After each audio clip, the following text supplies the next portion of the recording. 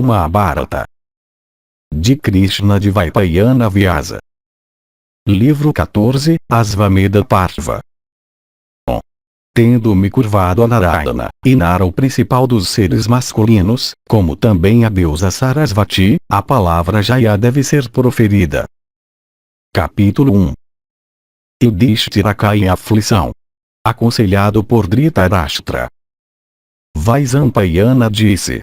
Depois que o rei Dhritarashtra tinha oferecido libações de água para o espírito de Bhishma, Yudhishthira de braços poderosos, com seus sentidos confusos, colocando primeiro em sua frente, subiu nas margens do rio, seus olhos banhados em lágrimas, e caiu na margem do Ganga como um elefante perfurado pelo caçador.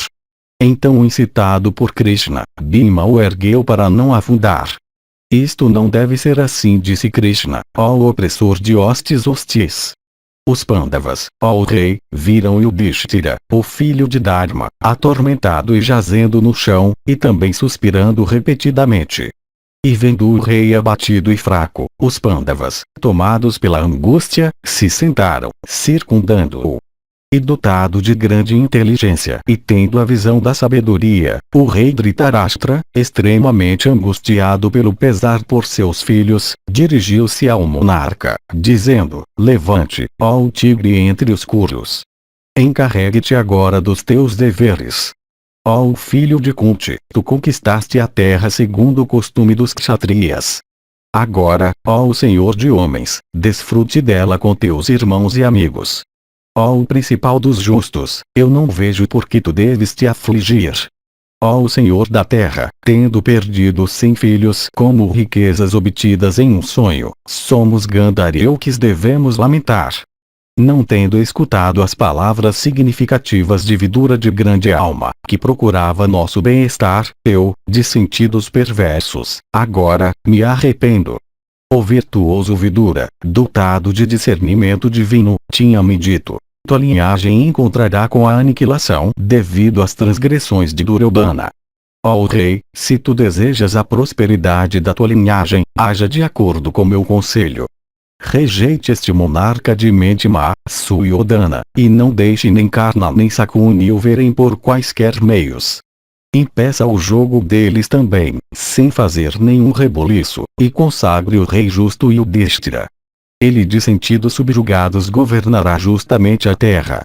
Se tu não admites o rei Yudhishthira, filho de Kunti, então, ó monarca, realizando um sacrifício, tu mesmo tome conta do reino, e considerando todas as criaturas com um olhar imparcial, ó Senhor de homens, deixe que teus parentes, ó o aumentador da tua família, subsistam de tua generosidade. Quando, ó filho de Kunti, o perspicaz Vidura disse isso, tolo que eu segui o perverso Duryodhana. Tendo-me fingido de surdo às palavras gentis daquele sereno, eu obtive esta tristeza imensa como uma consequência, e tenho estado mergulhado em um oceano de dor.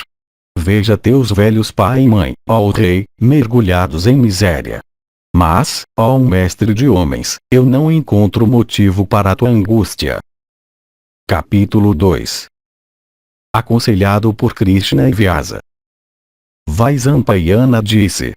Assim endereçado pelo inteligente rei Dhritarashtra, Yudhishthira, possuidor de compreensão, ficou calmo.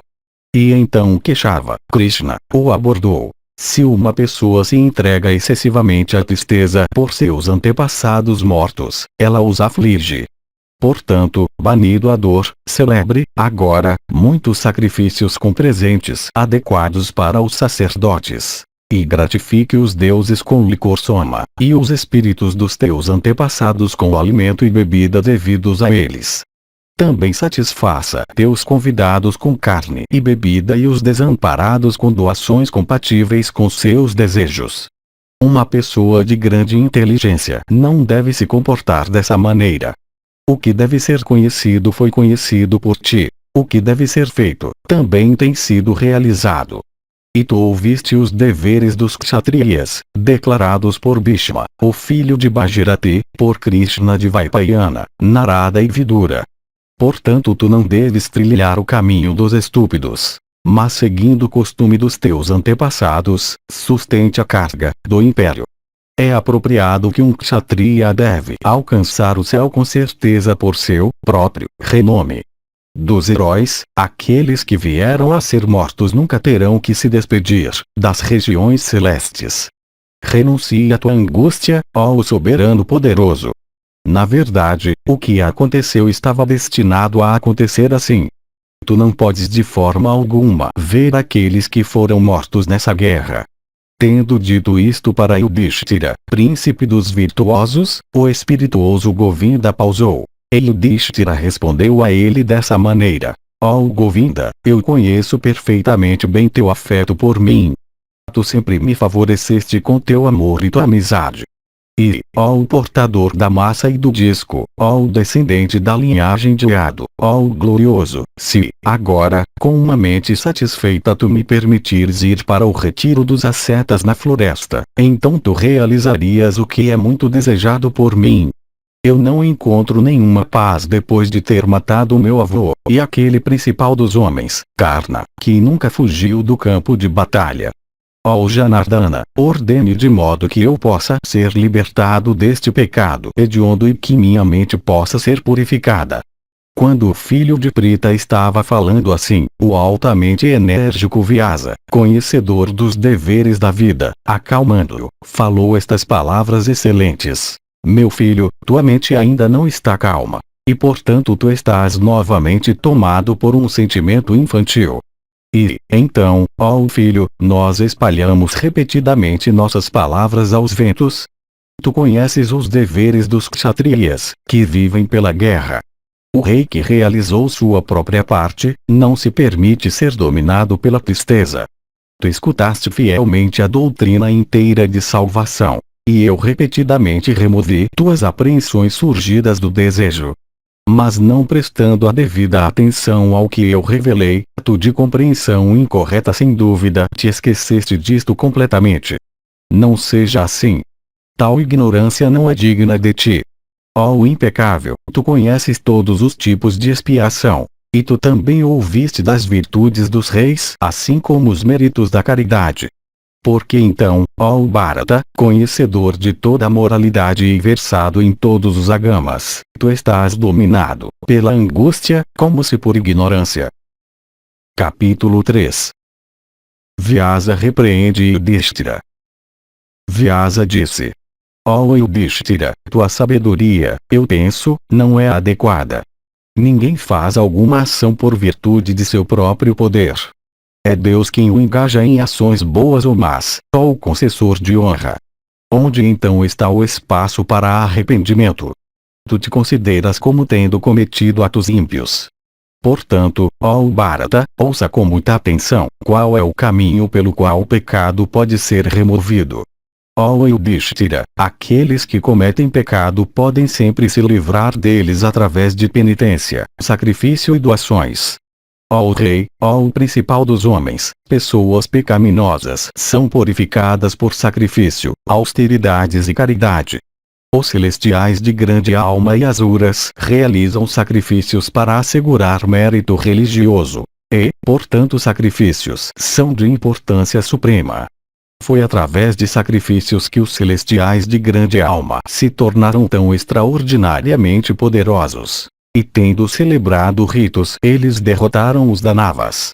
Ó Yudhishthira, te prepare para o Rajasuya, e sacrifício de cavalo, assim como, ó Bharata, para o Sarvameda e o Narameda, sacrifício humano. E então como o filho de Dasarata, Rama, ou como Dushmanta e o filho de Sakuntala, teu antepassado, o senhor da terra, o rei Bharata extremamente pujante, fizeram, de acordo com a ordenança celebre o sacrifício de cavalo com dakshinas. Yudhishthira respondeu: sem dúvida o sacrifício de cavalo purifica príncipes. Mas eu tenho um propósito do qual cabe a te ouvir. Tendo causado esta enorme carnificina de parentes, eu não posso, ó o melhor dos regenerados, distribuir doações nem em uma pequena escala. Eu não tenho riqueza para dar. Nem eu posso solicitar por riqueza a esses jovens filhos de reis, estando em situação miserável, com seus ferimentos ainda frescos, e passando por sofrimento. como, ó o principal dos duas vezes nascidos, eu mesmo tendo destruído a terra eu posso, dominado pela tristeza, arrecadar tributos para celebrar um sacrifício. Por causa do erro de Duryodhana, ó o melhor dos ascetas, os reis da terra encontraram com a destruição, e nós colhemos infâmia. Por causa de riqueza Duryodhana devastou a terra. E a tesouraria daquele filho de mente pecaminosa de Dhritarashtra está vazia. Neste sacrifício, a terra é o Dakshina. Esta é a regra que está prescrita em primeiro lugar. A anulação usual desta regra, embora sancionada, é observada pelos eruditos como tal. Nem, ó asceta, eu quero ter um substituto para este processo. Nesta questão, ó Senhor Venerável, cabe a ti me favorecer com teu conselho. Assim endereçado pelo filho de Prita, Krishna de Vaipayana, refletindo por um instante, falou para o rei justo. Esta tesouraria, agora, esgotada, será cheia.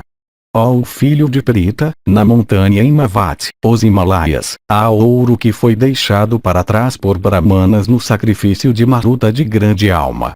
O rei Maruta celebrou um sacrifício nos Himalaias, concedendo ouro para Brahmanas.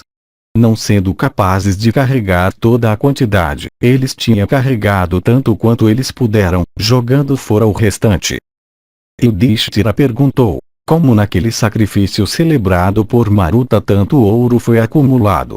E, ó o principal dos oradores, quando ele reinou?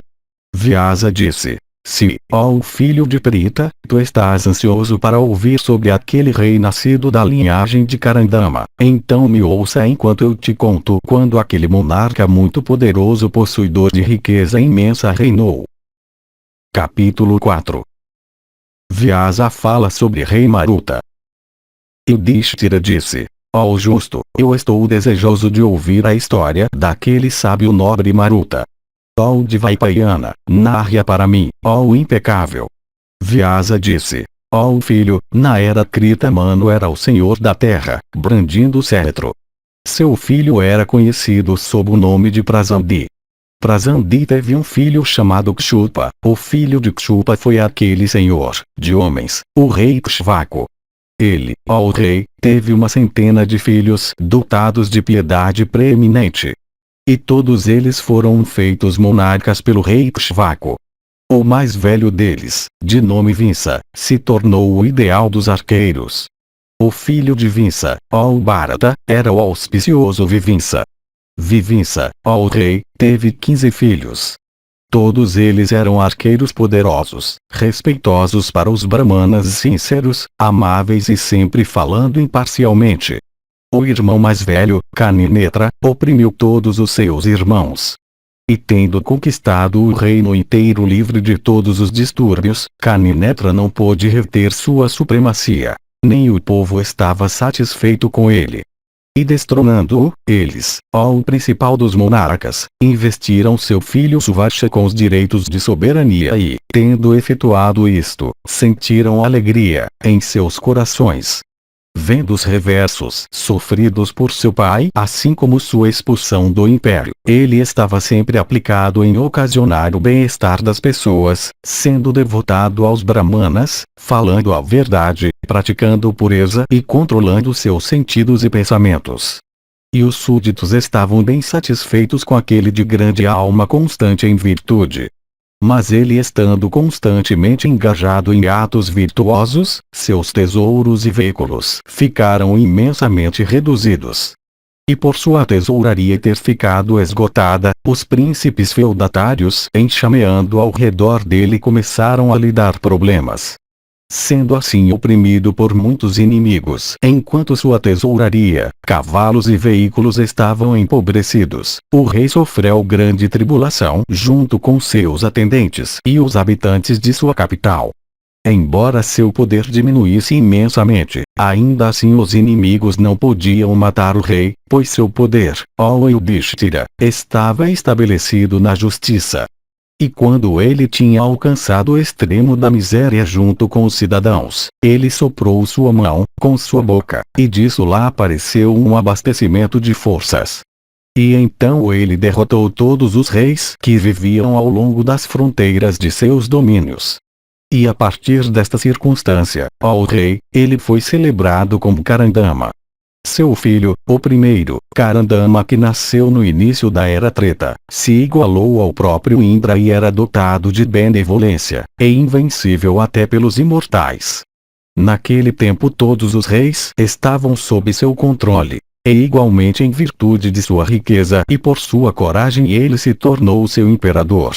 Em resumo, o rei justo de nome Avikshit se tornou como o próprio Indra em heroísmo. E ele era dado a sacrifícios, se deleitava na virtude e mantinha seu sentido sob restrição. E em energia ele parecia com o sol e em paciência como a própria terra. Em inteligência, ele era como Vrihaspati, e em tranquilidade a própria montanha Himavati.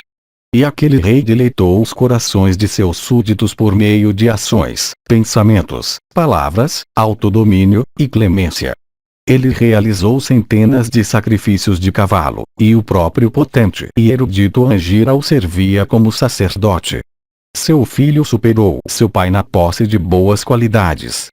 Chamado Maruta, aquele senhor dos reis era justo e de grande renome, e possuidor do poder de 10.000 elefantes. Ele era como um segundo Vishnu. Desejoso de celebrar um sacrifício, aquele monarca virtuoso, indo para o Monte Meru e no lado norte de Himavati, fez milhares de recipientes dourados brilhantes serem forjados. Lá em uma enorme colina dourada ele realizou os ritos. E ourives fizeram inumeráveis bacias e recipientes e panelas e assentos. E a área sacrificial era perto deste lugar. E aquele justo senhor da terra, o rei Maruta, junto com outros príncipes, realizou um sacrifício lá. Capítulo 5. Inveja de Indra por Maruta. Yudhishthira disse: ó o melhor dos oradores, como aquele rei se tornou tão poderoso? E como, ó o 2 vezes nascido, ele obteve tanto ouro? E onde está agora, ó o Senhor venerável, toda a sua riqueza? E, ó o asceta, como nós podemos obter a mesma? Vyasa então disse: como a prole numerosa do Prajapati Daksha, os Asuras e os Celestiais desafiaram uns aos outros, para combate, assim da mesma maneira os filhos de Angira, o extremamente enérgico Vrihaspati e o asceta Samvarta, de votos iguais, desafiaram um ao outro, ó rei. Vrihaspati começou a importunar Samvarta repetidas vezes. E constantemente incomodado por seu irmão mais velho, ele, ó Bharata, renunciando às suas riquezas, foi para as florestas, com nada para cobrir seu corpo salvo o céu aberto. Naquele tempo, Vasava, tendo vencido e destruído os Asuras, e obtido a soberania das regiões celestes, tinha nomeado como seu sacerdote o filho mais velho de Angira, aquele melhor dos Brahmanas, Vrihaspati. Antigamente Angira era o sacerdote da família do rei Karandama. Inigualável entre os homens em poder, destreza e caráter. Poderoso como Satakratu, de alma justa e de votos rígidos, ó rei, ele tinha veículos, e guerreiros, e muitos partidários, e armações de cama excelentes e caras, produzidas por meio de meditação pelo ar de sua boca.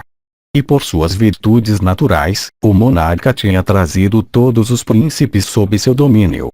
E tendo vivido tanto quanto ele desejava, ele ascendeu para o céu em sua encarnação corpórea. E seu filho chamado Avikshit, conquistador de inimigos, íntegro como Yayati, trouxe toda a terra sob seu domínio. E em mérito e poder o rei parecia com seu pai. Ele teve um filho chamado Maruta, dotado de energia, e parecendo com o próprio Vasava. Esta terra vestida em oceanos se sentiu arrastada em direção a ele. Ele sempre costumava desafiar o Senhor dos Celestiais. E ó o filho de Pandu, Vasava também afrontava Maruta. E Maruta, mestre da terra, era puro e possuidor de perfeições. E apesar do seu esforço, Sakra não pôde prevalecer sobre ele. E incapaz de controlá-lo, ele, andando a cavalo, junto com os celestiais, convocando Vrihaspati, falou a ele dessa maneira: ó Vrihaspati, se tu desejas fazer o que é agradável para mim, não realize trabalhos sacerdotais para Maruta em nome das divindades ou espíritos ancestrais. Eu, ó Vrihaspati, obtive a soberania dos 3 mundos, enquanto Maruta é meramente o senhor da terra. Como, ó Brahmana, tendo agido como sacerdote para o Rei imortal dos celestiais, tu realizarás sem hesitação a função sacerdotal para Maruta sujeito à morte. Que o bem te aconteça. Adira ao meu lado ou aquele do monarca, Maruta, ou abandonando Maruta, venha para mim alegremente. Assim abordado pelo soberano dos celestiais, Vrihaspati, refletindo por um momento, respondeu para o Rei dos imortais. Tu és o Senhor das criaturas, e em ti os mundos estão estabelecidos. E tu destruíste Namushi, Visvarupa e Vala. Tu, ó herói, realizaste sozinho a prosperidade dos celestiais, e, ó matador de Vala, tu sustentas a terra assim como o céu. Como, ó o principal dos celestiais, tendo oficiado como teu sacerdote, eu irei, ó o castigador de Paka, servir um príncipe mortal? Ouça o que eu digo. Mesmo que o Deus do fogo cesse de causar calor e tepidez, ou a terra mude sua natureza, ou o sol cesse de dar luz, eu nunca me desviarei da verdade que eu tenho falado. Vaisampayana continuou. Ao ouvir estas palavras de Vrihaspati, Indra ficou curado de seus sentimentos invejosos, e então elogiando ele se dirigiu para sua própria mansão.